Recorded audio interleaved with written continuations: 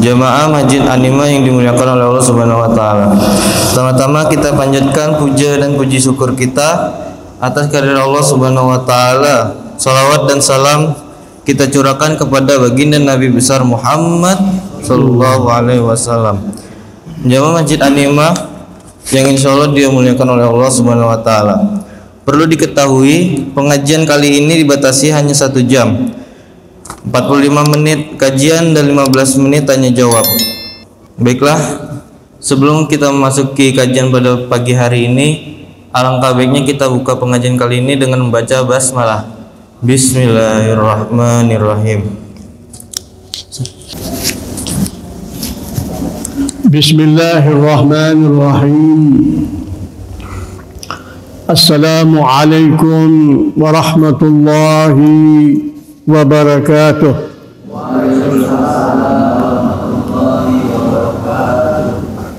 Alhamdulillahi rabbil alamin.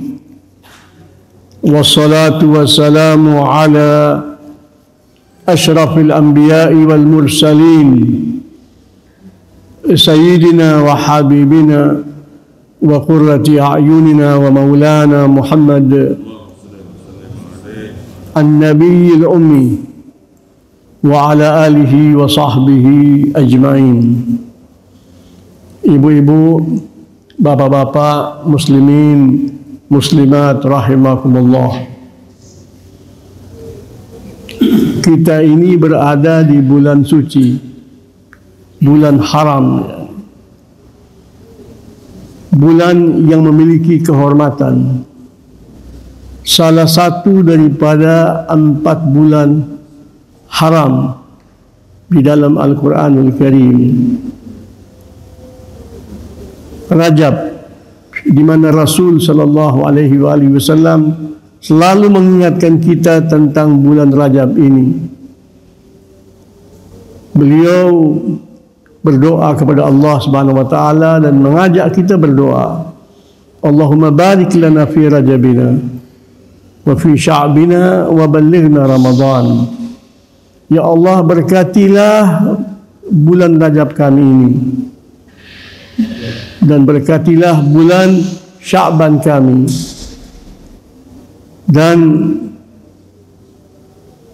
berikanlah kepada kami ya Allah kesempatan untuk mencapai bulan Ramadan. Artinya doa supaya dipanjangkan umurnya. Demikian itu merupakan kebiasaan Rasulullah sallallahu alaihi wasallam.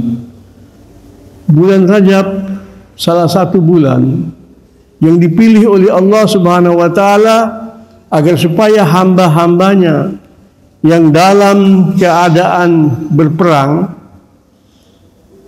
hamba-hambanya yang mengalami perselisihan dalam kehidupan mereka.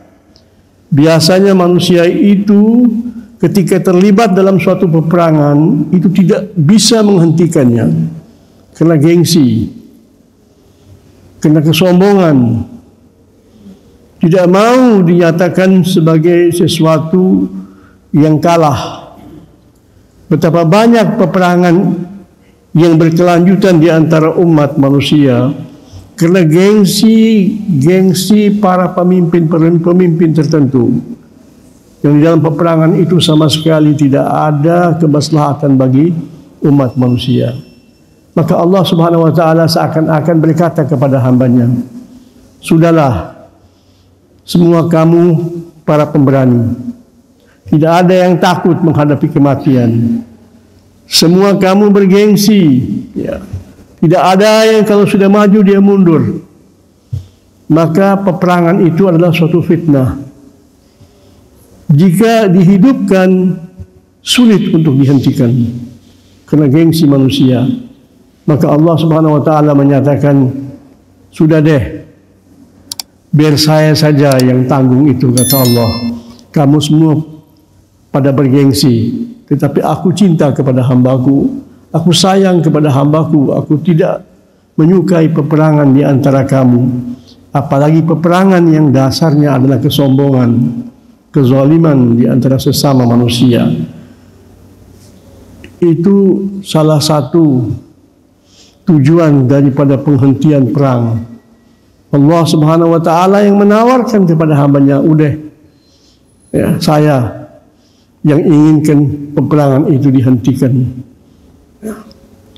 Itu salah satu keistimewaan bulan Rajab. Namun peristiwa yang terbesar dalam bulan Rajab ini adalah diisrakan dan dimi'rajkannya Nabi kita Nabi Muhammad sallallahu alaihi wasallam.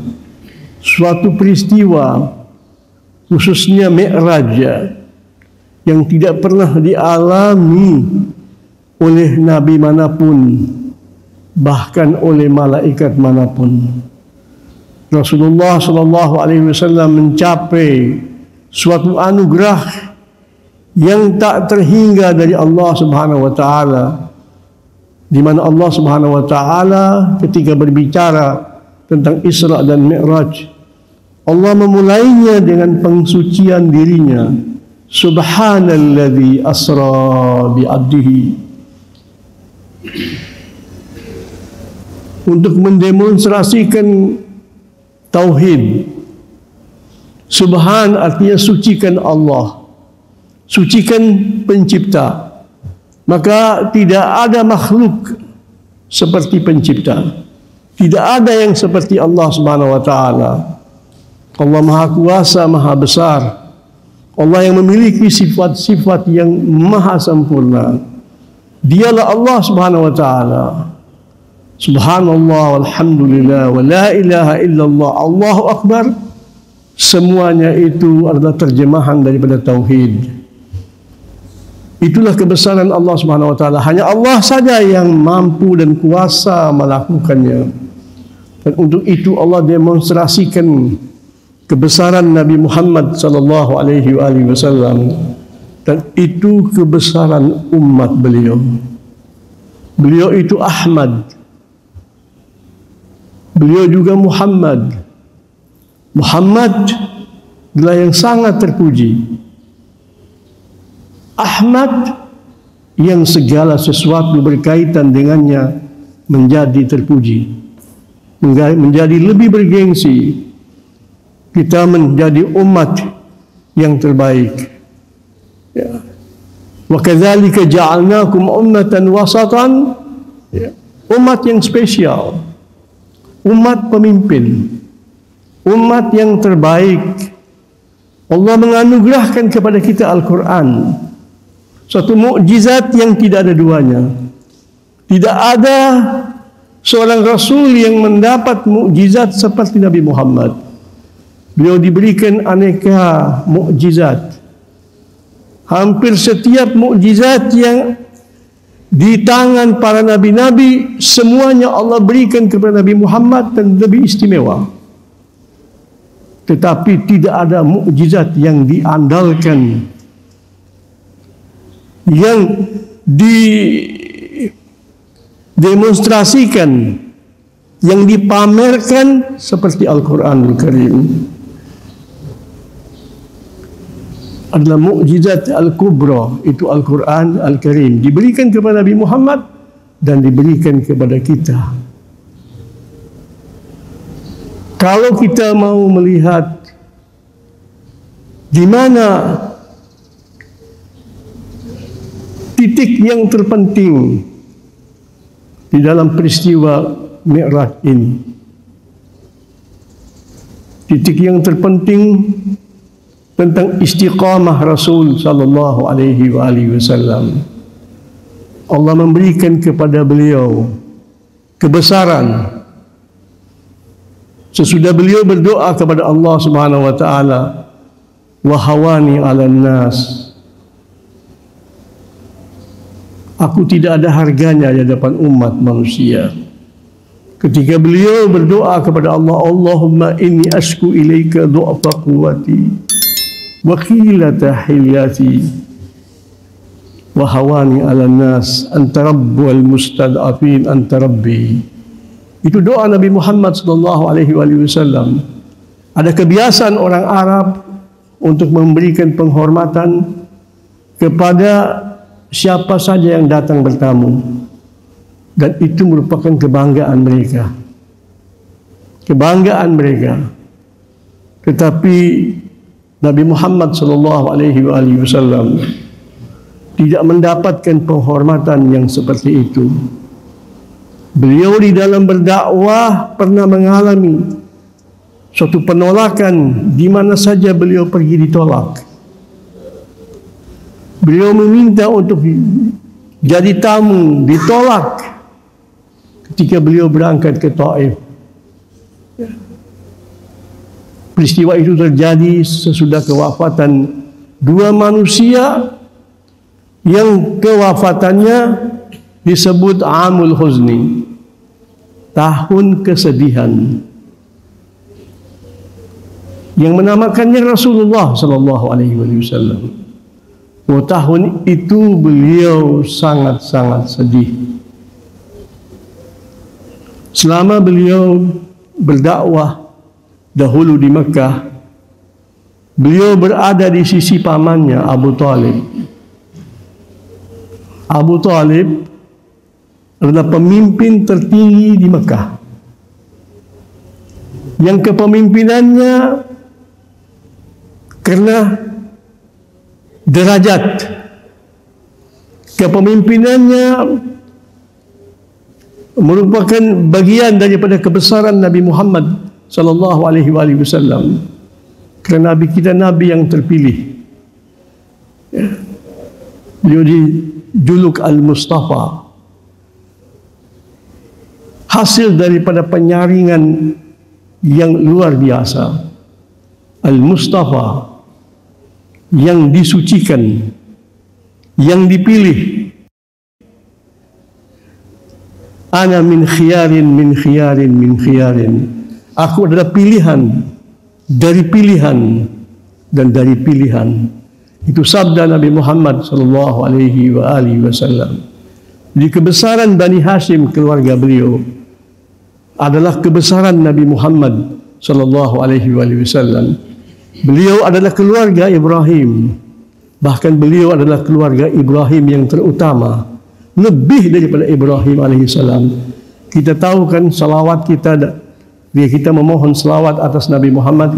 Allahumma salli ala Muhammad wa ali Muhammad kama sallaita ala Ibrahim wa ali Ibrahim. Ibrahim, pemimpin keluarga yang paling utama di antara para nabi-nabi. Beliau mendapat julukan Abul Anbiya, bapa daripada para nabi. Kita tahu bapa para nabi adalah Adam alaihissalam, kemudian Nuh alaihissalam, kemudian Ibrahim. Semua kita keturunan Nuh alaihissalam, semua kita keturunan Adam alaihissalam, tetapi tidak semua kita keturunan Ibrahim alaihissalam. Namun Allah Subhanahu wa taala berkenan menyebut kita di dalam Al-Qur'anul Karim, millata abikum Ibrahim.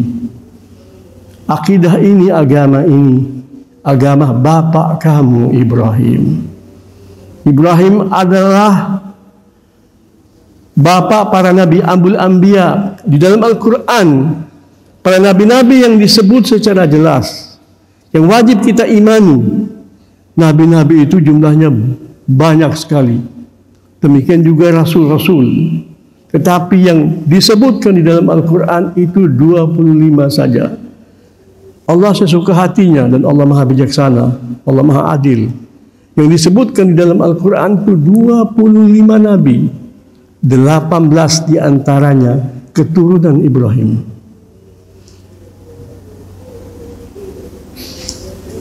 Ibrahim alaihissalam, ini ja'iluka linnasi imama. Aku jadikan kamu, wahai Ibrahim, pemimpin bagi umat manusia. Itu sesudah beliau resmi jadi nabi dan sesudah beliau itu adalah seorang rasul. Di beberapa tempat beliau itu nabi.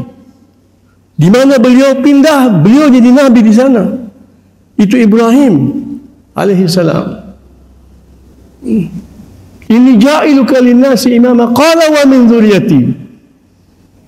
Dia memohon kepada Allah, dan demikian juga anak keturunanku ya Allah, Aku ingin mereka menjadi pemimpin-pemimpin. Qala la yanalu ahdi zalimin. Allah menyatakan kepadanya tidak akan mendapatkan kebesaran itu. Ya. Kebesaran itu tidak akan sampai kepada orang-orang yang zalim. Artinya jawabannya ya. Saya penuhi doa kamu kecuali anak cucumu yang zalim kepada dirinya sendiri, yang tidak mau bersyukur kepada Allah Subhanahu wa taala, tidak mau menerima kebesaran itu.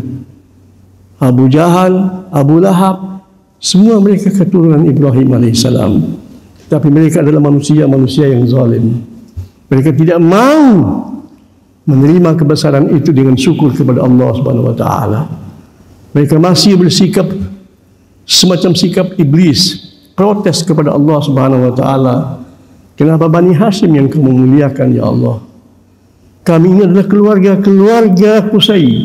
Kami adalah keluarga Quraisy. Kenapa Bani Hashim yang lebih kamu utamakan? Semuanya itu berkaitan dengan siapa? Berkaitan dengan Nabi Muhammad sallallahu alaihi wasallam.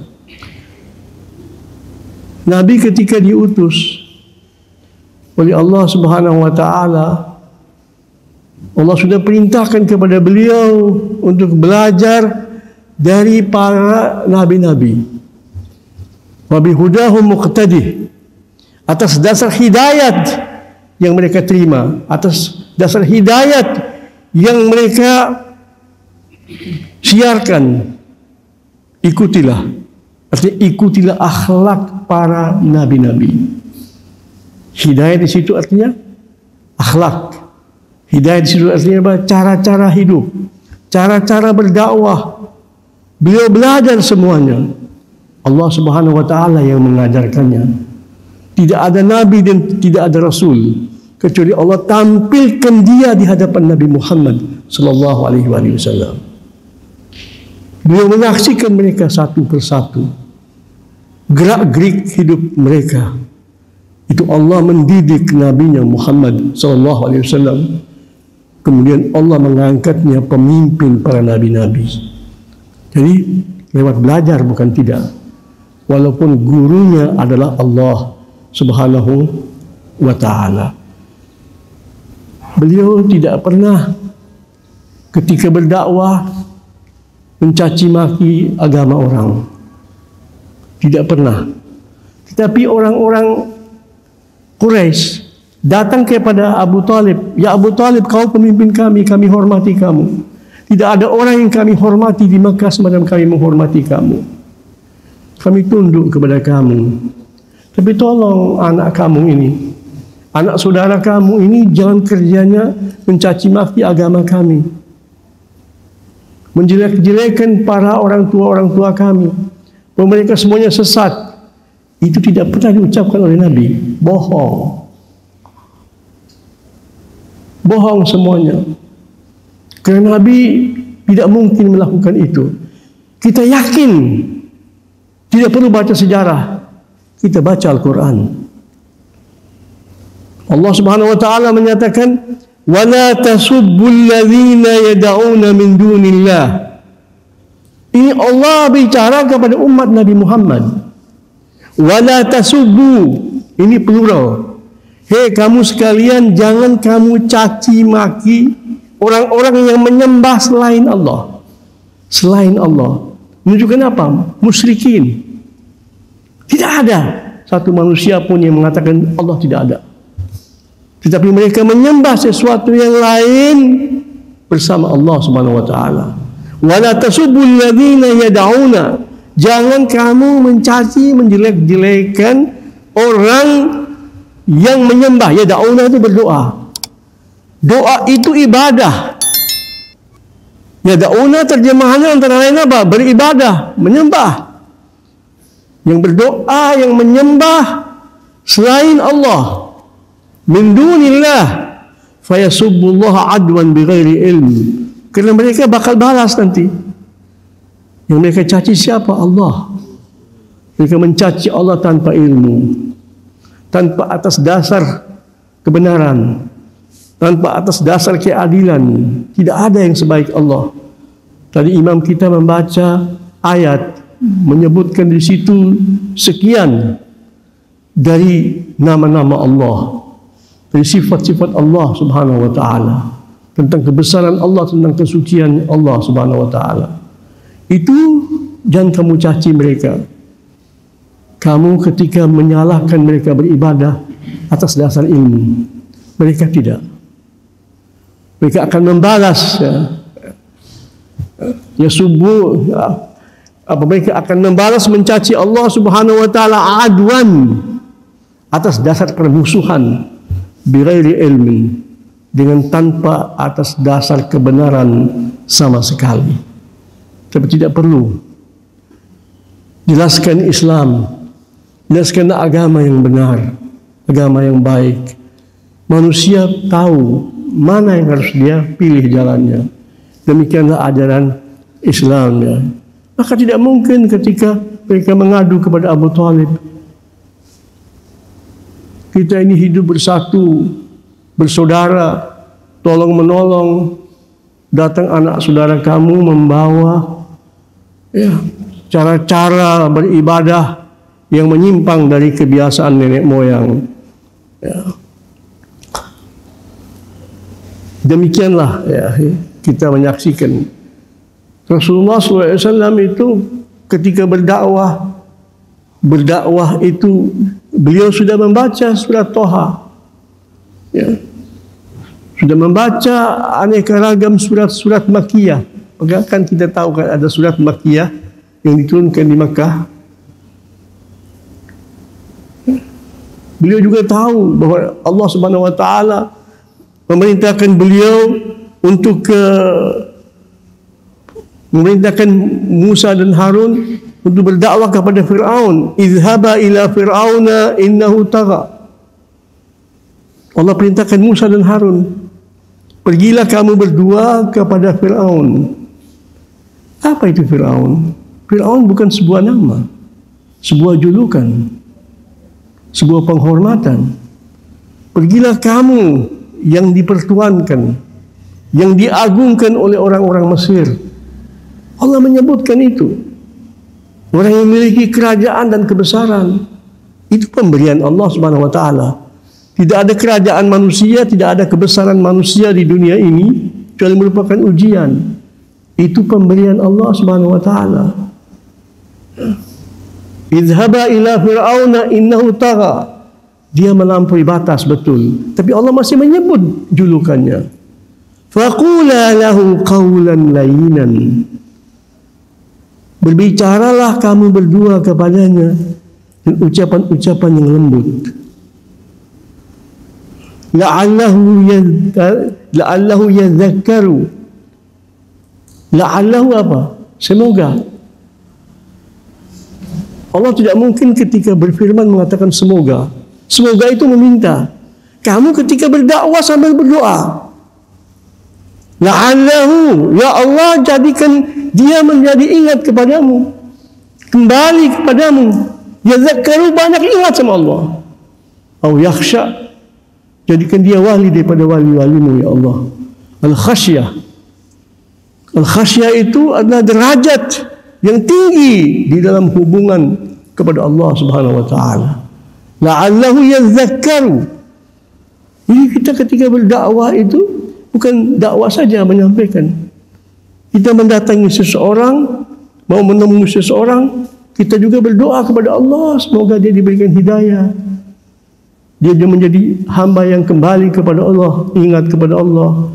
Bahkan jadikanlah dia yakhsha. Yakhsha itu yang ketika ingat sama Allah dia nangis. Dia rindu kepada Allah, dia kagum kepada Allah Subhanahu wa taala. Perhatikan bagaimana akhlak yang diajarkan oleh Allah kepada para nabi-nabi. Apakah terbayangkan oleh kita bahwa Nabi Muhammad itu ketika bicara dengan seseorang, termasuk Abu Jahal, Rasulullah tidak pernah panggil Abu Jahal itu Abu Jahal, tidak pernah. Tidak pernah. Dia panggil Abul Hakam. Itu julukannya Abu Jahal, bapak kebijakan, bapak pemimpin. Ini Abu Jahal. Yang kasih julukan itu siapa? Dia kali mungkin sendirian, kasih namanya Abul Hakam, keluarganya. Memang ada orang itu punya kelebihan, tetapi keburukannya jauh lebih banyak. Abul Hakam, Rasulullah tidak pernah panggil dia ketika berbicara kecuali bilang Abul Hakam. Dan mereka itu tokoh-tokoh Quraisy yang menjadi penghambat-penghambat agama itu ketika menyebut Nabi Muhammad, panggilannya apa? Muhammad, nama kosong. Orang Arab itu penghormatan ketika dipanggil Abu Fulan, disebut bapak si anak. Karena orang Arab itu bangga dengan anak-anak laki-laki. Rasulullah kan salah satu anaknya Qasim namanya. Julukan beliau kunyah namanya. Kalau pakai abu-abu itu namanya kunyah, bukan nama. Julukan itu penghormatan. Mereka tidak panggil Rasulullah Abul Qasim, tidak ada. Muhammad, nama kosong. Rasulullah SAW. Tetapi beliau tetap memanggil mereka dengan kunyah-kunyah mereka. Itu Rasulullah SAW. Sampai akhirnya mereka datang kepada Abu Talib. Mereka mengancam Abu Talib. Abu Talib, kami sudah minta kepada Anda, tolong. Jadi kepemimpinan di kalangan orang Arab bukan kepemimpin yang memiliki power militer. Pemimpin yang dihormati karena akhlaknya, karena pengorbanannya, karena sifat-sifat kepemimpinannya. Jadi memang keluarga Nabi Muhammad itu adalah orang-orang yang memiliki sifat-sifat kepemimpinan. Maka beliau mengatakan, ana khiyarun min khiyarin min khiyarin. Aku pilihan dari pilihan-pilihan. Tidak ada orang yang melahirkan Nabi Muhammad kalau dia pemimpin. Nasab beliau itu pemimpin. Dari Adam sampai Abdullah. Kemudian beliau dipelihara oleh Abu Talib. Pernah ditanya Sayyidina Ali bin Abi Talib, apa hikmahnya Rasulullah setiap orang yang melahirkan dia itu meninggal dunia? Ayahnya meninggal dunia sebelum beliau lahir, Abdullah. Beliau masih dalam kandungan. Kemudian ibunya meninggal dunia sesudah 6 tahun. Kemudian dipelihara oleh kakeknya Abdul Muttalib 2 tahun saja. Yang paling banyak, yang paling panjang pemeliharaan kepada Muhammad SAW adalah Abu Talib, pamannya. Sehingga itu banyak para penulis-penulis, para ulama-ulama. Salah satunya itu Imam Muhammad Abu Zahra, ulama besar di Mesir, ya, ahli hukum yang terkenal di Mesir. Muhammad Abu Zahra mengatakan tidak ada bapak yang menyayangi anaknya atau orang yang berkedudukan sebagai ayahnya semacam Abu Talib. Nabi Muhammad dari kecil tidur bersama Abu Talib. Abu Talib tidak bisa pisah dengan Nabi. Jadi ketika mendapat pesan daripada ayahnya Abdul Muttalib, jaga anak ini. Konon kabarnya Abdul Muttalib bertanya kepada Rasulullah, ini semua anak-anak saya, kalau aku meninggalkan dunia, kepada siapa kamu mau bersama? Dia tunjuk Abu Talib. Dia masih kecil, umur 8 tahun kan waktu itu. Dan saya bersama Abu Talib. Dan beliau yang menyatakan, anan nabiyyu la kadzib.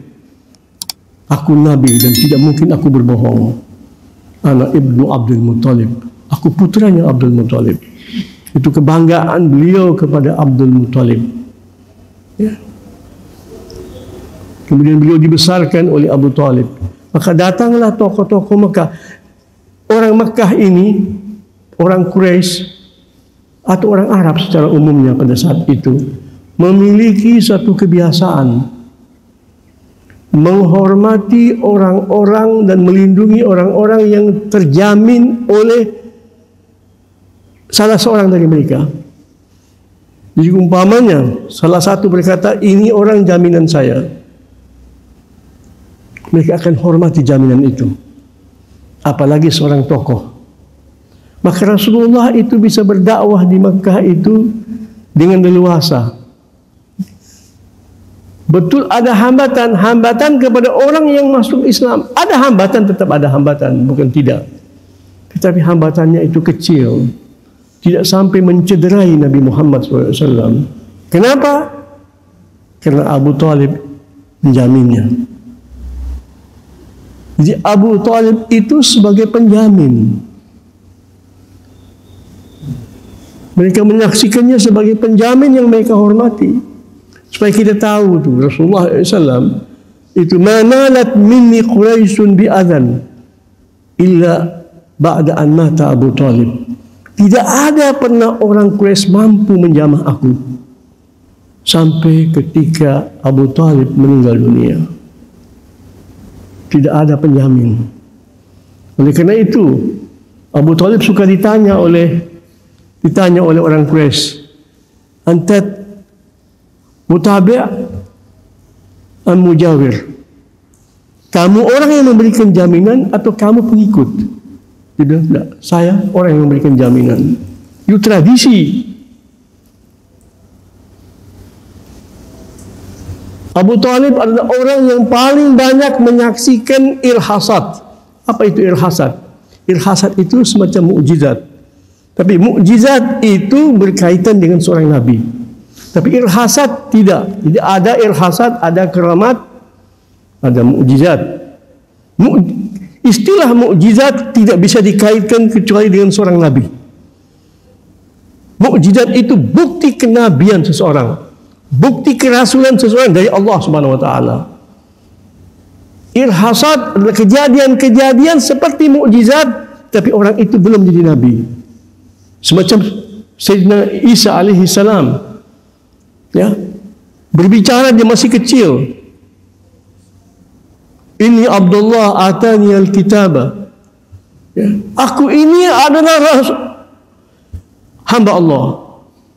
Dia akan memberikan, dia pasti memberikan saya wahyu. Itu ngomongnya masih kecil.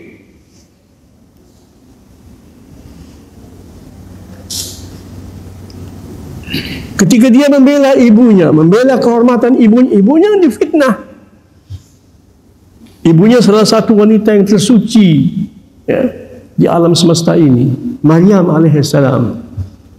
Tetapi diuji oleh Allah Subhanahu wa taala. Kelahiran Isa aneh.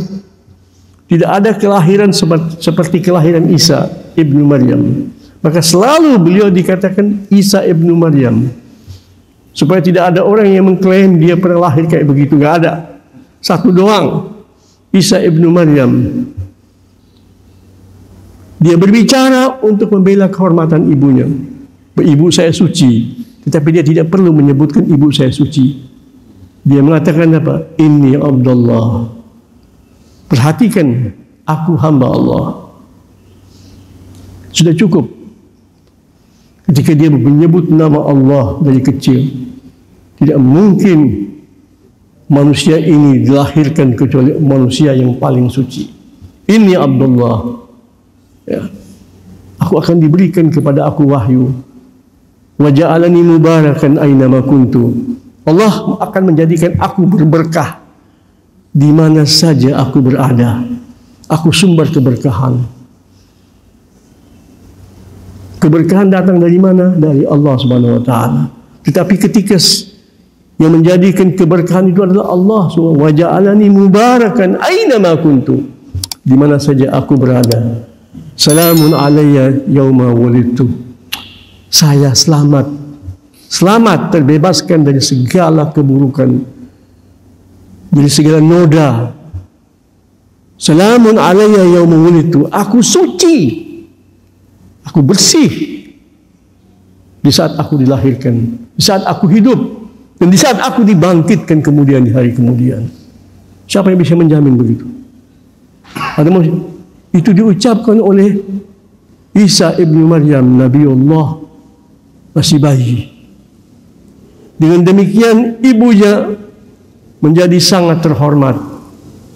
Tidak mungkin, ya, tidak mungkin ibu yang melahirkan anak seperti ini. Tidak mungkin kecuali dia suci, kecuali dia sangat terhormat. Ya. Ini namanya apa? Irhasat. Nabi Muhammad juga mengalami irhasat ketika masih kecil. Yang paling banyak menyaksikannya adalah Abu Talib. Kenapa Abu Talib tidak menyatakan iman? Dia tidak menyatakan iman secara terbuka, tidak ada. Kenapa? Agar supaya ya tetap Nabi kita terlindungi. Bagaimana kalau berdakwah, bagaimana kok sampai terbunuh? Bahkan ketika beliau berangkat ke Palestina, berangkat ke wilayah Syam untuk cari rezeki. Rezeki untuk apa? Untuk melayani jamaah haji. Kebiasaan orang Quraisy itu berlomba-lomba melayani jamaah haji. Dalam kemusyrikan, dalam jahiliyah mereka berlomba-lomba untuk mendapatkan kehormatan. Sebab melayani tamu itu sesuatu yang terhormat, sesuatu yang terpuji.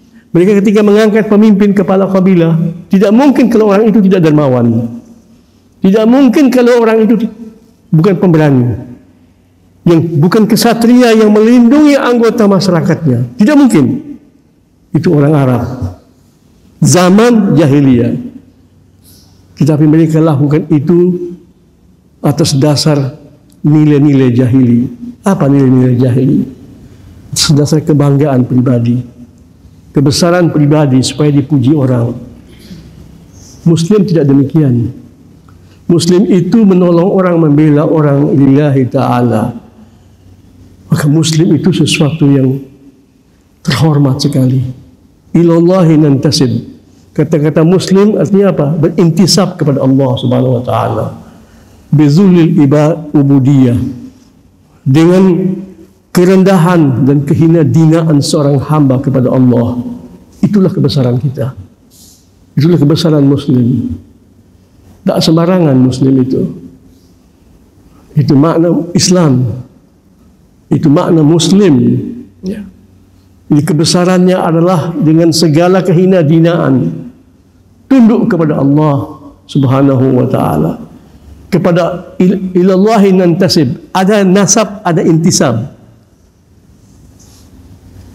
Nahnu nantasib ilal Islam. Kita berintisab. Ya. Nasab, intisab, satu akar kata. Tapi kalau nasab itu memang jalur apa keturunan, ya. Tetapi kalau intisab tidak, itu anugerah, itu kebesaran. Ilallahi nantasib, ya. Nah. Jadi mereka datang kepada Abu Talib. Mereka mengadu, ya Abu Talib, kamu ini gelagat kamu bukan seorang mujawir.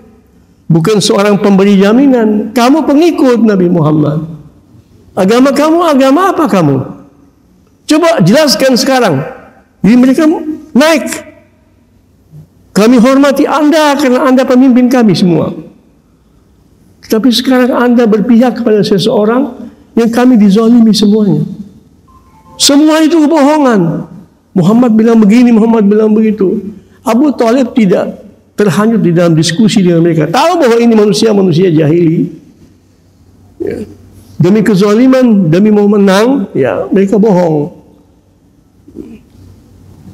Jadi mereka mengancam kepada Abu Talib. Ya. Itulah peristiwa yang penting di dalam kehidupan Nabi Muhammad SAW. Akhirnya mereka berkata, ya Abu Talib, kami datang kali ini kepada Anda. Kami sudah minta Anda untuk hentikan anak saudara kamu itu. Tidak usahlah mencaci maki agama kami. Nabi Muhammad tidak pernah mencaci agama mereka sama sekali. Bohong itu. Tidak sesuai dengan akhlak Nabi Muhammad SAW. Tidak sesuai dengan ajaran yang diberikan oleh Allah kepada muslimin semuanya. Apalagi untuk Nabi-Nya Muhammad SAW. Mereka mengancam Abu Talib. Abu Talib panggil Rasulullah SAW. Dia suruh anaknya Aqil bin Abi Thalib, panggil anak paman kamu, ya. Panggil dia. Datang Rasulullah sallallahu alaihi wasallam. Abu Thalib berkata, anakku, ini orang-orang tokoh-tokoh Mekah datang mengadu kepada saya. Tolong anak, selamatkan diri kamu. Tolong diri kamu dan tolong aku pamanmu. Aku tidak bisa kalau kamu disakiti. Tolong, jangan bebankan aku dengan beban yang tak terpikulkan oleh aku. Disitulah Rasulullah SAW, ini kejadian yang sekian kali. Rasulullah merasa bahwa pamannya sudah tidak mampu lagi untuk membela dia. Dan dia tidak pernah mengatakan tidak kepada pamannya. Tidak pernah. Rasulullah tidak pernah mengatakan sama pamannya tidak. Sampai ketika pamannya pernah bilang sama dia, bagaimana kalau kamu Muhammad kerja sama perempuan terhormat itu, Khadijah, seorang pengusaha. Semua orang mendaftar kerja kepada Khadijah. Andai kata kamu yang mendaftar tahun ini, ya, kerjasama dengan Khadijah, itu sangat meringankan kita anak. Sebab kita akan menerima tamu-tamu jamaah haji, melayani mereka. Apa jawabnya Rasulullah? Allah akan mudahkan kamu paman. Allah tidak pernah mengecewakan kamu paman. Dia enggak mau. Kalau dia mengatakan enggak, saya enggak bisa begitu, pembawaannya enggak mau dia. Allah yang tidak mau. Allah tidak mau nabinya ngelamar kerja. Habis jadi nabi nanti. Maka tapi dia enggak bisa bilang sama pamannya, saya enggak bisa. Dia mau bilang apa? Enggak ada alasan. Dia bilang Allah akan memenuhi segala keinginanmu paman. Ya. Kemudian ditanya lagi oleh Abu Thalib, saya melihat kamu tidak bergerak, anak. Kamu tidak pernah menjumpai Khadijah. Allah tidak akan mengecewakanmu paman. Kemudian Khadijah lah yang kemudian mendapat informasi bahwa ada seorang pemuda, orang begini. Semua juga kenal Rasulullah SAW. Tetapi Maisarah, salah satu manajernya, ya, mungkin chief manager perusahaan Khadijah itu yang mengatakan, bagaimana kalau kita minta kerjasama, orangnya begini. Dia bilang, coba. Dia kirim seseorang. Sampai pernikahan pun yang melamar Khadijah bukan Rasulullah SAW, bukan. Tidak ada. Itu Rasulullah SAW. Kebesaran yang didemonstrasikan oleh Allah Subhanahu wa taala. Adabani Rabbi fa ahsana ta'dibi. Aku didikan Tuhanku, Allah Subhanahu wa taala. Maka didikanku adalah didikan yang terbaik. Dari kecil. Walaupun ucapan ini diucapkan sesudah beliau menjadi nabi.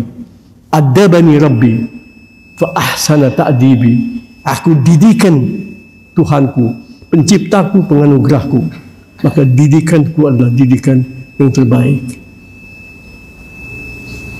Baru dikatakan sama pamannya, ini sudah datang orangnya Khadijah, paman. Sudah datang semua. Apa yang kamu mau disambut oleh Khadijah?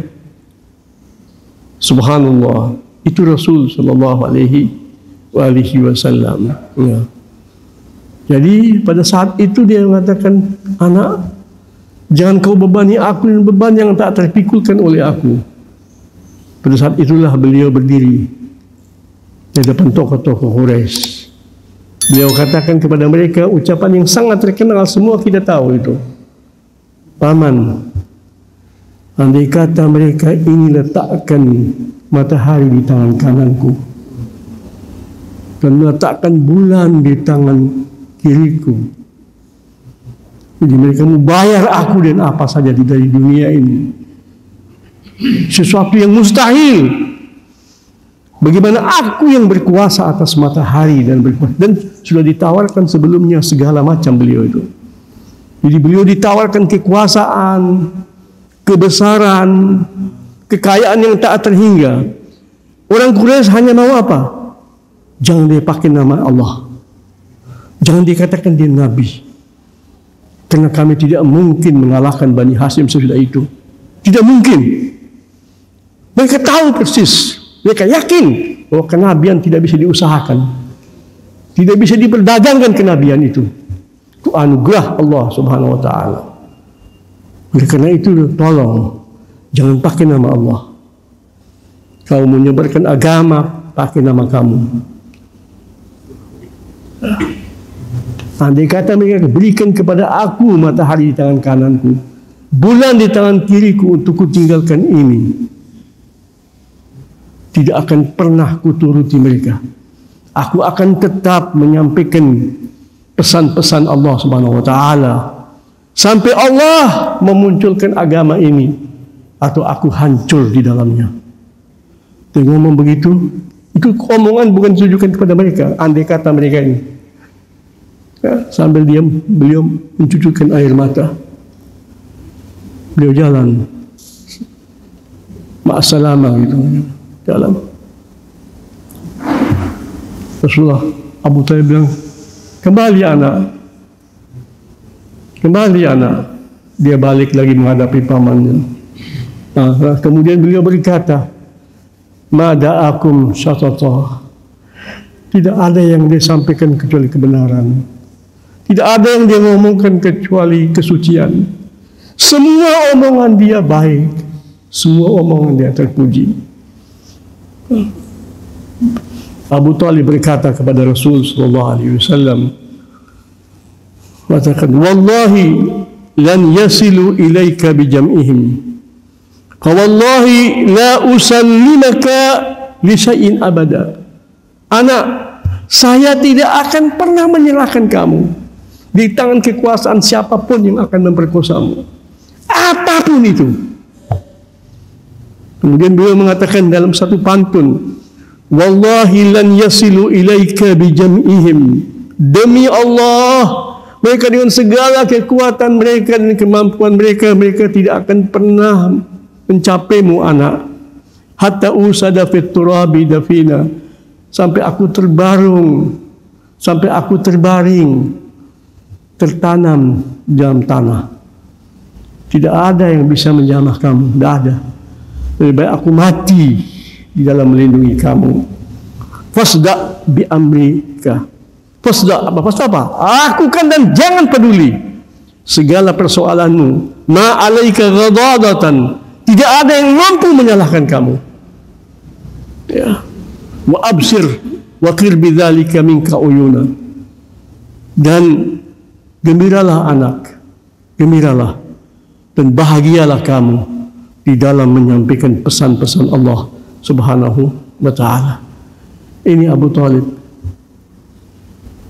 Ini terjadi pada tahun 6 kenabian. Ini belum masuk Umar bin Khattab agama Islam. Umar bin Khattab masih termasuk salah satu orang yang pernah berusaha untuk membunuh Nabi Muhammad. Tidak ada sahabat besar yang pernah berfikir membunuh Nabi zaman jahiliyah. Tidak ada. Kecuali Umar bin Khattab radhiyallahu taala anhu. Tapi subhanallah, Rasulullah pernah berdoa, Allahumma a'izil Islam bi Umar ibn Khattab. Ya Allah, muliakan agamaku dengan Umar ibn Khattab. Menunjukkan apa? Bahwa Allah Subhanahu wa taala yang menunjukkan siapa itu Umar kepada Rasulullah SAW sebelum dia masuk Islam. Maka Rasulullah berdoa. Dia seorang nasionalis. Itu Umar itu gambarnya adalah seorang nasionalis. Dia memusuhi Nabi karena dia melihat agama yang Nabi bawa ini memecahkan keluarga. Ya jelas dong. Ya, agama tauhid ketika disampaikan kepada masyarakat yang musyrikin pasti terjadi goncangan. Jadi keluarga jadi apa? Goncang. Dia bilang, kok agama kok begini? Ya. Seorang nasionalis bisa berpikir begitu, dia kiranya begitu. Dia tidak paham agama, dia perlu belajar. Dia seorang nasionalis tulen. Kalau saya menilainya, beda sama Abu Jahal. Abu Jahal zalim orangnya. Abu Jahal itu paman dari pihak ibu. Abu Jahal itu pamannya Umar, tapi dari pihak ibunya, bukan pihak bapak. Maka dikatakan khal. Khal itu saudara ibu. Jadi mirip. Sama pintar ngomongnya, sangat jagoan, orator betul, tapi satu zalim. Pokoknya dia zalim deh, beda. Tidak adil, Umar adil. Dari dulu sifatnya begitu. Maka salah satu sebab dia tergugah masuk Islam itu kenapa? Karena dia menolak saudara perempuannya dan kasar, atau menempeleng mungkin ya, sampai berdarah. Dia berkata, kok begitu saya? Saya pukul seorang perempuan, adik saya. Tidak biasa begitu. Nah, itu yang menggugah dia. Itu kisah iman Islamnya Sayyidina Umar Ibn Khattab radhiyallahu taala. Ya.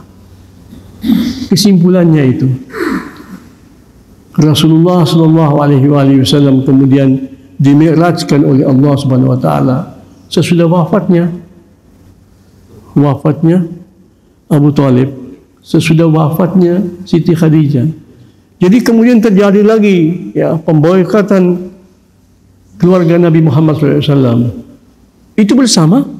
Jadi Abu Talib akhirnya masih tetap dianggap sebagai pemimpin. Unik ya ini. Masyarakat Mekah ini unik. Mereka masih tetap Abu Talib itu pemimpin mereka. Jadi mereka apa? Mereka mengadakan pemboikatan kepada Nabi Muhammad. Nabi Muhammad ketika diboikot, yang melindungi dia tetap Abu Talib. Abu Talib kumpulkan semua keluarganya, dari Banu Hashim sampai Banu Muttalib. Jadi itu memang ini belajar. Ini sebetulnya ini kita perlu belajar tentang Nabi Muhammad, tentang sejarah Islam itu. Ya,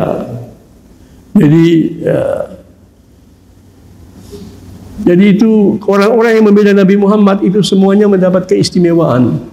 Maka itu sahabat-sahabat Nabi juga demikian. Ada muhajirin, ada ansar, ada as-sabiqun al-awwalun. Sebutkan dalam Al-Quran, was-sabiqun as-sabiqun ulaikal muqarrabun. Itu kenapa manusia? Itu manusia-manusia tertentu itu. Di sahabat-sahabat Nabi. Tidak semua masuk sabiqun, tidak ada. Tidak semua yang dijamin ridha oleh Allah Subhanahu wa taala, tidak ada. Bertingkat-tingkat mereka. Dari mana kita tahu? Baca Al-Quranul Karim. Jadi kita bukan baca sejarah dari tulisan manusia atau rekaman manusia. Tidak. Dalam Al-Quran itu ada rekaman sejarah, di mana Allah yang berfirman, Allah yang menyatakan begini dan begitu. Supaya apa? Kita tidak mudah ya, diombang-ambingkan oleh pemikir-pemikir tertentu yang mengambil kesimpulan tanpa merujuk kepada Al-Quran. Lebih dulu Al-Quran sebelum sunnah Nabi SAW. Sunnah bisa dipalsukan, bukan tidak. Al-Quran tidak ada yang mampu. Allah Subhanahu wa taala pada saat Rasulullah mengadu ya, ketika dia berangkat ke Taif, artinya beliau pernah berhijrah, bukan tidak. Hijrah pertama kali ke Taif. Dia pergi ke Taif itu pada saat itu bukan untuk pergi sebentar dan kembali, tidak. Beliau dijamin di sana. Subhanallah, kenapa ya Rasulullah masih mencari penjamin untuk melindungi orang-orang yang beriman. Satu. Kemudian agar supaya dakwah beliau itu disampaikan dengan lembut. Rasulullah itu terhimpun pada beliau kewibawaan yang luar biasa. Perhatikan kalau kita ngaji baca surat Al-Kahfi, kalau orang melihat mereka akan ketakutan. Ashabul Kahfi memang yang menakutkan. Enggak, mereka tidur 309 tahun betul. Rambut mereka panjang? Tidak. Muncul mereka punya ini apa namanya? Kuku-kuku. Kalau kuku nggak dipotong ratusan tahun, pasti panjangnya sampai mana? Rambut sampai mana? Ada itu? Tidak ada. Apakah penampilan mereka menakutkan? Tidak. Orang yang beriman itu, yang berhijrah kepada Allah, berwibawa. Apalagi Nabi Muhammad. Jadi kenapa orang berani sama dia? Itu tergabung pada dalam diri beliau itu al-mahabbah, kewibawaan, haibah, dan al-mahabbah, cinta kepada manusia, cinta kepada umat beliau. Dalam dakwah ini yang harus kelihatan, supaya orang masuk Islam itu karena cinta sama Allah, bukan karena wibawanya pemilih orang yang menyebarkan Islam. Maka ustadz itu harus lembut, harus cantik kalau perlu. Kalau memang kadang-kadang kita tidak bisa formak muka kita kan, tapi harus indah, harus cantik. Dakwah itu tidak ada itu nakut-nakutin orang. La ikrah fid din. Allah tidak menyatakan jangan paksa orang. Kata-kata jangan paksa itu kasar. La ikrah, tidak boleh ada orang itu merasa saya terpaksa. Maka tidak boleh kita nyebut dakwah ketika orang lapar, bawa makanan ada dakwah. Tidak betul, tidak boleh. Tolong saja sudah. Tak boleh ngomong begitu. Maka Nabi Muhammad itu penampilannya itu wadud, semacam anak kecil ya. Setiap orang makannya itu Abu Jahal berani sama dia. Sayyidina Ali bin Abi Thalib mengatakan man ra'ahu badahatan habahu. Ali bin Abi Thalib yang semacam anaknya mengatakan apa? Barang siapa melihat Nabi itu begitu melihat, dia menyaksikan kewibawaan yang luar biasa. Tapi kemudian itu redup itu kelihatan. Kelebutannya apa yang semua. Ilmu pribadi spesial. Nah, ketika beliau ditolak, beliau mengadu kepada Allah Subhanahu wa taala. Kemudian Allah Subhanahu wa taala memberangkatkan Nabi kita. Kasarnya apa pertama kali? Hiburan. Hiburannya kemana? Itulah kebesaran. Di sanalah Rasul SAW jumpa dengan para nabi-nabi semuanya. Jadi imam dalam sholat atas nabi-nabi. Kemudian di Sidratul Muntaha sholat bersama para malaikat agung, malaikat besar semuanya. Dan beliau tampil sebagai imam. Itulah imam. Maka kita kalau lihat itu apa namanya tahrim itu, ya yang dibawakan itu kan mengatakan bagaimana keberangkatan Nabi Muhammad. Bahwa dia imam. Itulah kebesaran Nabi Muhammad. Dan itulah kebesaran umat beliau. Ya. Saya kira cukup sekian. Silakan Bapak mungkin. Baik, untuk Bapak Ibu yang bertanya, silakan. Waalaikumsalam warahmatullahi wabarakatuh. Tadi salah satunya adalah rumah Islam akhirnya sehingga dia merasa menjadi khalifah.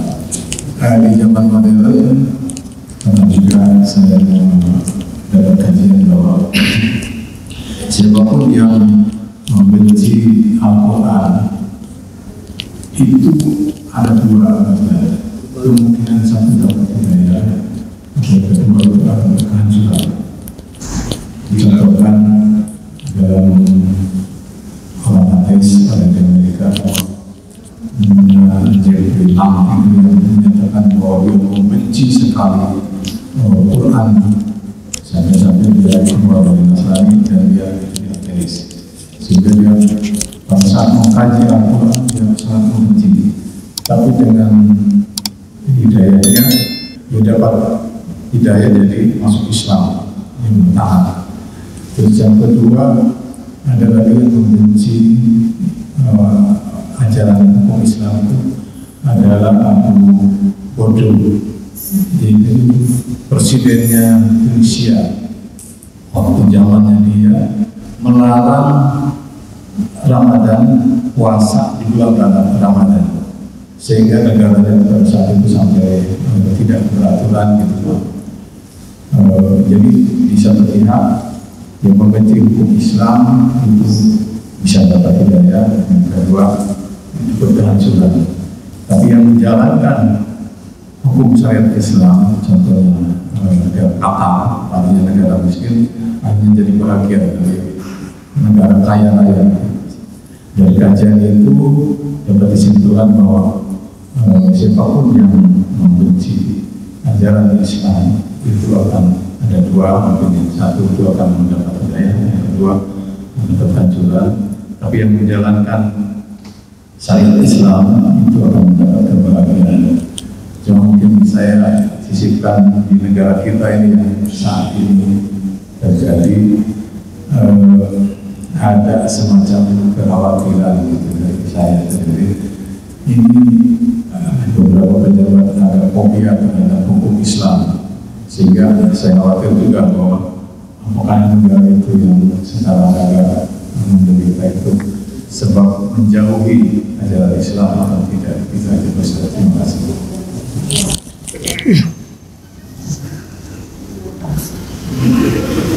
Ada ucapan Ali bin Abi Thalib, al-mar'u aduhu ma jahilah. Manusia itu musuh sesuatu yang dia tidak kenal.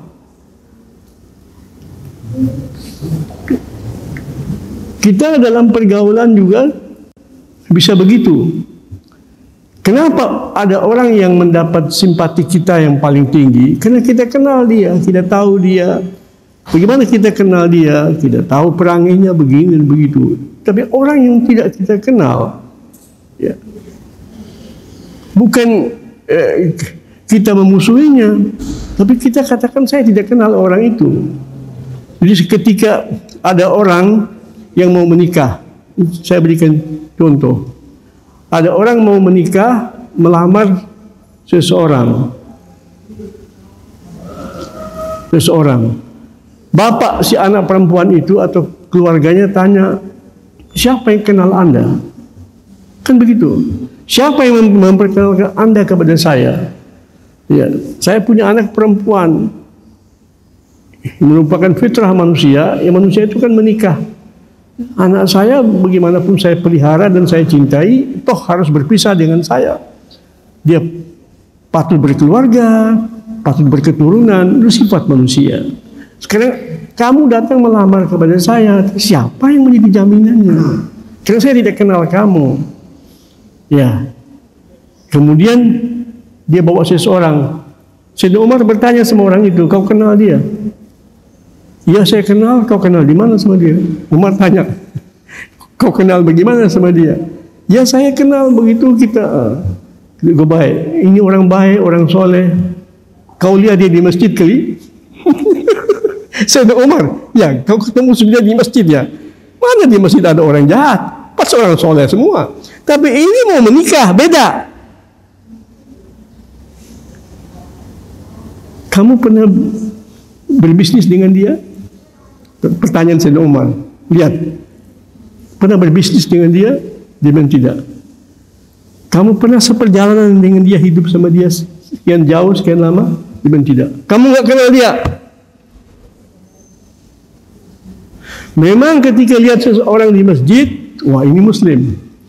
Sholat, ini betapa banyak orang ke masjid mencuri jadinya. Masuk ke masjid juga.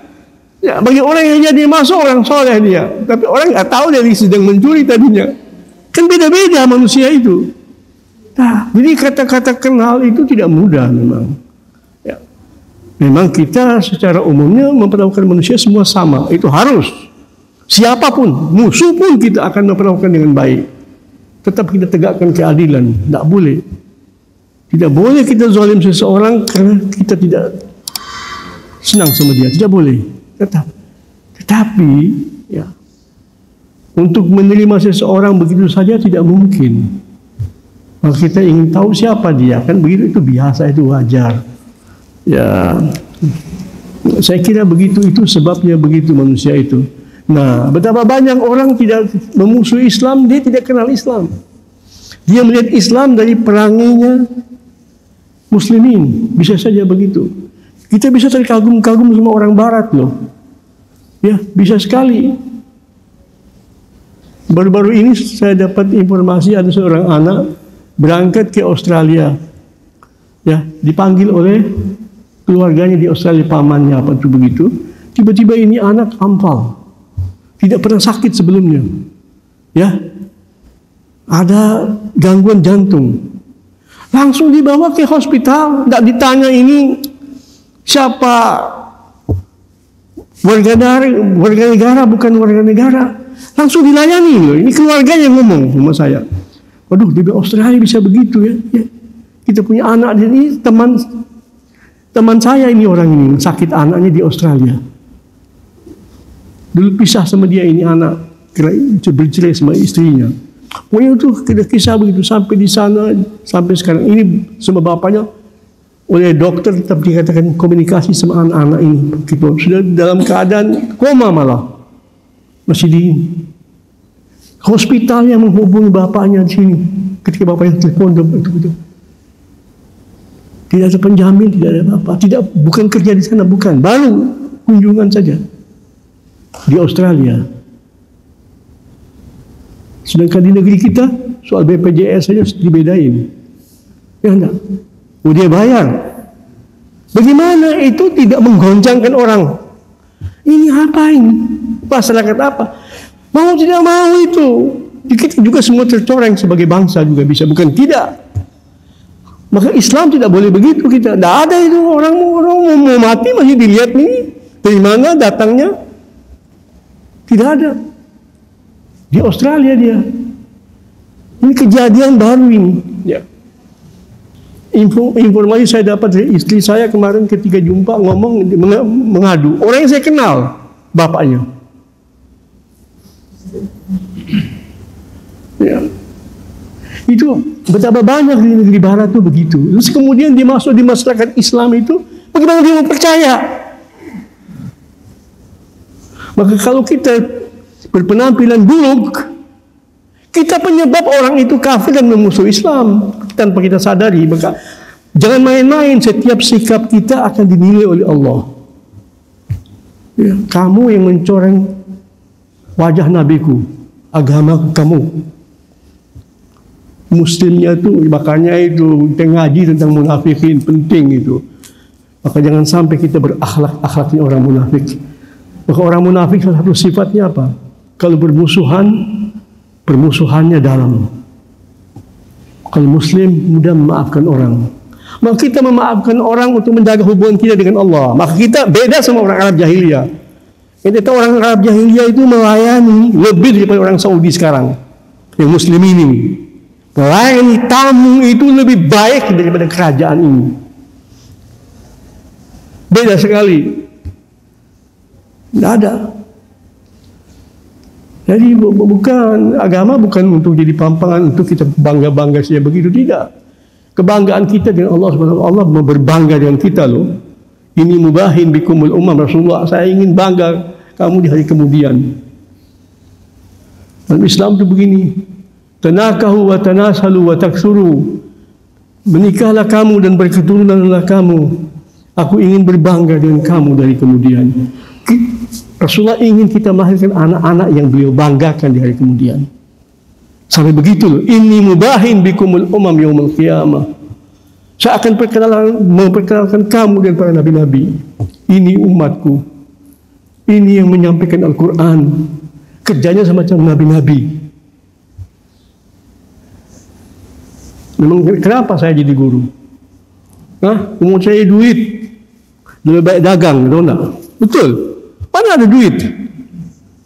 Tapi kita hidup dan menghidupkan orang lain, alhamdulillah. Yang menghidupkan siapa?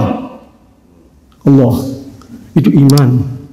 Mau tidak mau kita pertaruhkan, kita diuji oleh Allah. Iman buktikan sampai di mana? Ya anak muda ya, belajar Islam, belajar betul, ngaji.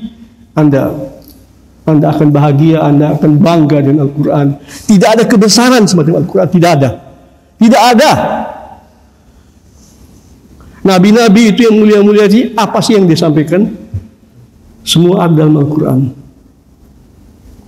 Maka Rasulullah pernah mengatakan apa? Bersabda, barang siapa yang Allah berikan di Al-Quran, ustaz-ustaznya, kemudian dia merasa ada orang lain lebih beruntung, dia sudah kecilkan sesuatu yang sangat agung. Perhatikan, orang yang Allah berikan dia ke Al-Quran, kemudian dia merasa orang lain lebih bahagia, dia lebih beruntung daripada dia sudah kecilkan sesuatu yang sangat diagungkan oleh Allah. Konsekuensinya bukan main-main. Ya, tidak ada memang. Jadi kenapa saya ngotot itu mari kita anak-anak kita suruh ngaji. Pulang Bapak ada semangat Al-Quran. Jangan hak anak itu ditelantarkan begitu saja. Yang kita ngomong sama anak-anak kita. Harus itu. Supaya dia bangga dengan Al-Quran. Kalau tidak, kita kecilkan sesuatu yang diagungkan oleh Allah. Allah berikan kepada kita. Allah berikan kepada kita Al-Quran. Bukan main-main, itu tidak ada. Kalau Bapak tadi ngomong itu Jeffrey Lang itu. Jeffrey Lang dia mengatakan itu. Ya. Jeffrey Lang itu dia tidak suka sama Al-Quran. Dia pakar matematik. Seorang filosof luar biasa. Umur 18 tahun dia sudah murtad.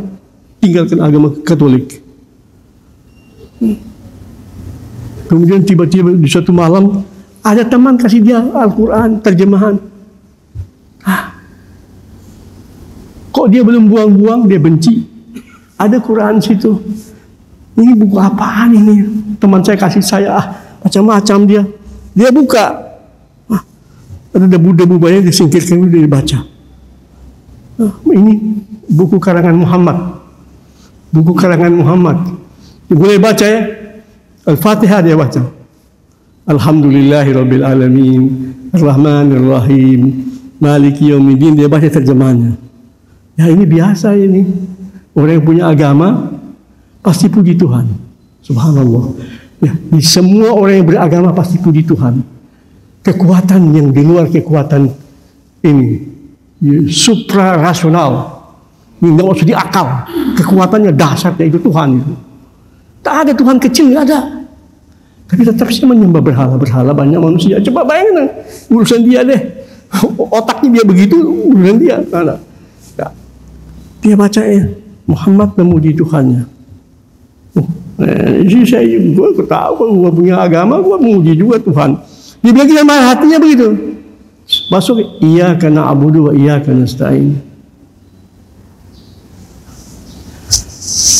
Apa-apaan Muhammad ini kok saya diajak-ajak. Hanya kepada kamu saja Tuhan kami menyembah. Loh, kok gue dibawa-bawa kenapa? Kata-kata kami di situ dulu. Ini Muhammad kok ngomongnya kok begini ya? Ya. Apa Tuhan yang ngajarin dia begitu? ini kepentingan Tuhan jadinya. Iyaka, kata-kata iyaka itu mesti terjemahan biasa loh. Ya, arti iyaka itu beda sama kepadamu. Ilaika beda. Iyaka artinya apa? Tidak ada yang lain. Sekarang dan kapan saja, di sini dan di mana saja. Kamu saja yang kami sembah. Kamu saja. Bahasa Inggris mungkin terjemahannya lebih retorik, lebih bermakna ketimbang bahasa kita Indonesia ini. Kepada kamu saja kami minta pertolongan. Gue minta tolong sama Tuhan. Ya, memang bisa minta tolong. Dia bisa kasih apa ya? Mulai timbul dia bilang. Kemudian, iya kata ihdinas siratal mustaqim. Tunjukin kami jalan yang lurus. Wah, doanya ada jalan ini. Oh, ada kehidupan, ada apa? Oh, ini ngomongan siapa ya? Muhammad ngomongnya kok begini betul ya? Jalan yang lurus. Bukan jalan orang-orang yang kau murkai, bukan jalan orang-orang yang sesat yang kebingungan. Ya, wah ini bahaya juga baca-bacaan begini tutup. Ini seorang pakai akal, pakai otak, merenungkan maknanya apa ini. Tutup. Tidur nggak bisa tidur. Tidur 1 jam, bolak-balik bangun, baca lagi. Ini baru Al-Fatihah. Jefileng. Jadi kita betul-betul, saya sendiri itu Masya Allah ini cara tadabbur Qur'aninya itu, kok biasa kalau membaca sesuatu dipelajari dengan betul.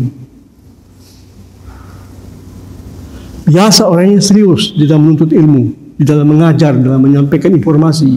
Orangnya jujur. Tapi dia benci sama Islam itu kenapa? Itu kan banyak sebabnya. Iya. Negeri-negeri Islam mundur.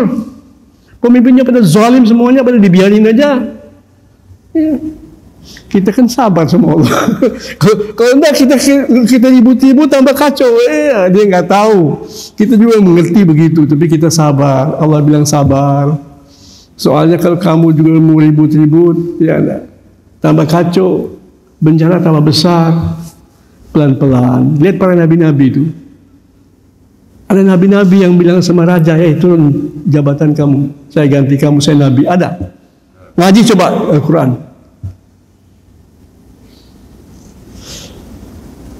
Maka ustaz-ustaz tidak usah lah.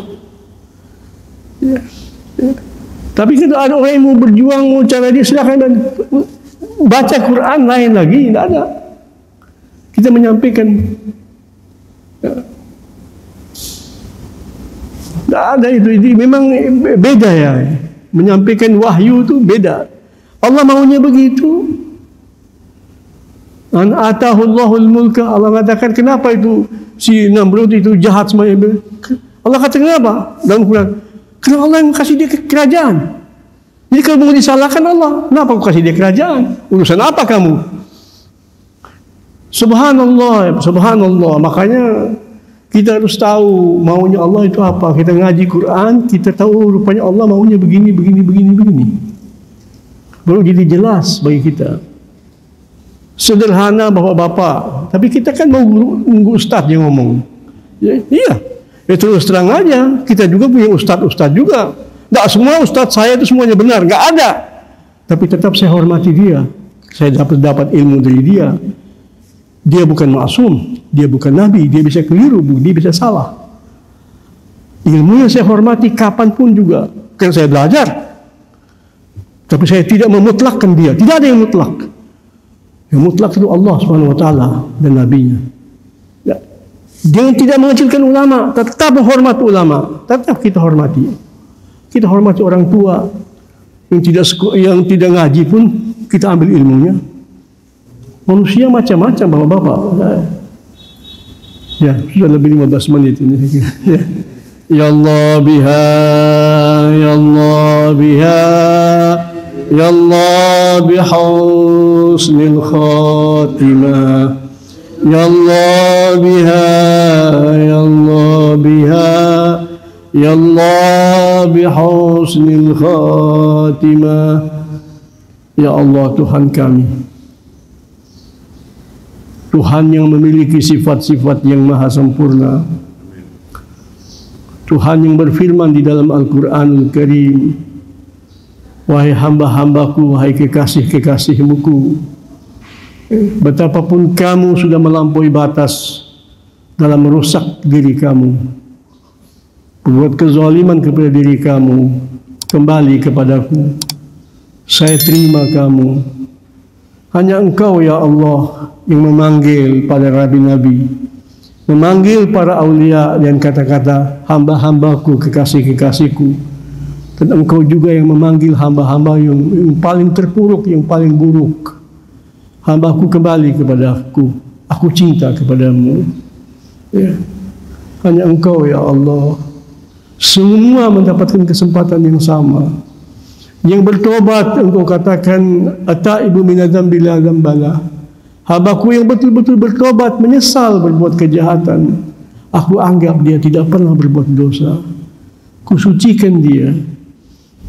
Ku robah keburukan-keburukannya menjadi nilai-nilai yang positif di hari kemudian. Karena dia bertobat kepadaku. Itu Engkau ya Allah. Pintumu terbuka luas. Kau menunjukkan bahwa Engkau Maha Pengasih, Maha Penyayang. Engkaulah yang berkata kepada nabimu, wahai Muhammad, betapa banyak rahmatku kepadamu, betapa banyak anugerahku kepadamu. Dari titik mana, Muhammad, yang membuat kamu begitu cinta kepada umat manusia? Subhanallah, engkau tahu dari mana yang membuat beliau sangat mencintai umat manusia. Hanya untuk mengingatkan kami, betapapun kebaikan Muhammad, dia hanyalah hambamu, dia hanyalah anugerahmu. Sebagaimana para nabi-nabi, para malaikat semuanya engkau anugerahkan kepada kami sebagai bimbingan bagi kami, sebagai pelajaran bagi kami. Engkau segala-galanya. Allahumma kshif anna corona, ya Allah. Engkau juga yang menguji kami dengan corona ini, ya Allah. Dan COVID-19 ini, ya Allah, apapun namanya dia, engkau saja yang menguji kami, dan engkau juga yang menyelamatkan kami. Engkau juga yang wafatkan orang di antara kami, dan engkau berikan dia syahadah, derajat yang tinggi. Tidak ada yang engkau kecewakan, tidak ada yang engkau rugikan, ya Allah. Ya Allah, selamatkanlah kami, ya Allah. Sehatkanlah kami, ya Allah. Yang masih sakit, ya Allah, sembuhkan mereka, ya Allah, ya Allah. Engkau saja mampu mengangkat derajat hambamu. Dengan engkau kurangi ujiannya, bahkan engkau hilangkan ujiannya, engkau ganti dengan kesembuhan. Allahumma kshif anna corona, ya Allah. Tidak ada yang mengatasi corona kecuali engkau. Betapapun usaha manusia, ya Allah, hanya engkau saja yang bisa mencabut, bisa menghilangkannya, bisa memergikannya jauh-jauh dari kehidupan kami, kehidupan umat, kehidupan bangsa, kehidupan umat manusia. Kepada-Mu, ya Allah, kami memohon, ya Allah. Allahumma sallim, sallim, sallim. Selamatkan kami, selamatkan kami. Rabbana atina fid dunya hasanah wa fil akhirati hasanah wa qina adzabannar. Wa sallallahu ala sayyidina Muhammadin wa alihi wa sahbihi wa sallam. Walhamdulillahi rabbil alamin. Wassalamu alaikum warahmatullahi wabarakatuh.